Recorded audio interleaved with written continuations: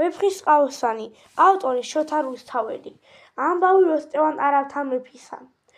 იყო არაბეთს როსტევან, მეფე ღვთისაგან სვიანი, მაღალი, უხვი, მდაბალი, ლაშქარ-მრავალი, ყმიანი, მოსამართლე და მოწყალე, მორჭმული, განგებიანი, თვით მეომარი, უებრო, კვლავ მოუბარი წყლიანი.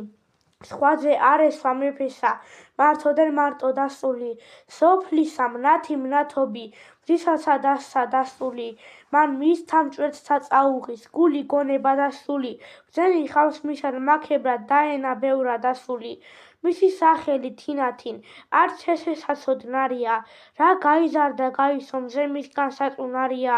მეფე მან უხმნა ვაზირნი, თვითის რაღი და წყნარია, გვერდსა დაისხნა დაუწყო, მათ ამოსაუბნარია. უბრძანა, კითხავს საქმესა, ერთგან სასაუბროსა, რა ვარდ მან მისი ყვავილი, გაახმოს ძალიან მჭკნაროსა. იგი წავა და სხვა მოვა, ტურფასა საბაღნაროსა, მზე ჩაგვისმენდა ბნერსა მჭვრეთს ღამესა უთენაროსა. მე გარდასულ ვარ სიბერე მჭირს, ჭირთა უფრო ძნელია, დღეს არა ხვალე მოვკვდები, სოფელი ასრე მქმნელია.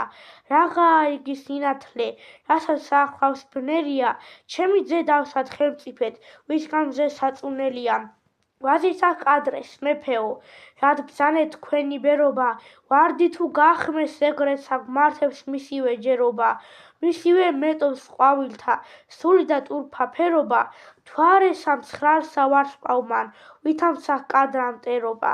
მაგას ნუ ბრძანებთ მეფეო, ჯერთ ვარდი არ დაგვრჭკნობია, თქვენი თათბირი ავისა სხვისა კარგისა მჯობია, ხნაგან აღამცა სათქმელად, რაცა თქვენ გულსა გლმობია, სჯობს და მას მიეც მეფობა, ვისგან მზე შენაფლობია. თუცა ქალია ხელმწიფედ, მარტო ღვთისა დანაბადია, არ გათნევთ იცის მეფობა, უთქვინოთ გვითქვამს მკვლადია. შუხთა მისაებრ საქმეცა, მისი მზებგანა ცხადია, ლეკვი ლომისა სწორია, ძუ იყოს თუნდაც ხვადია.